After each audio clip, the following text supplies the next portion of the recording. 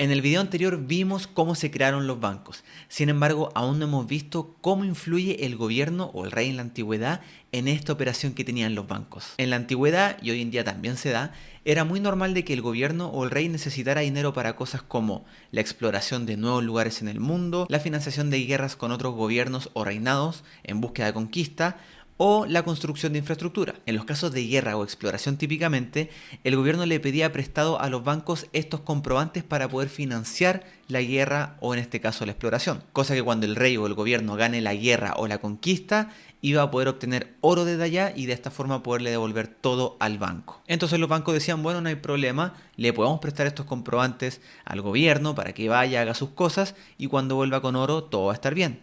Sin embargo, muchas veces no contaban que el gobierno podía perder la guerra o simplemente en su exploración podía volver sin nada. Y como ya se podrán imaginar, el gobierno no tenía cómo devolverle entonces lo prestado a los bancos. Y cuando esto se empezó a repetir mucho, bueno, los bancos no eran ingenuos tampoco y le dijeron al gobierno, lo siento, no te podemos prestar más comprobantes porque la verdad es que tú no devuelves el dinero. Y lo peor de todo es que no había cómo cobrarle, ya que como era el rey o el gobierno, básicamente tenían el poder absoluto de la zona o del lugar. Así que simplemente le dejaron de prestar.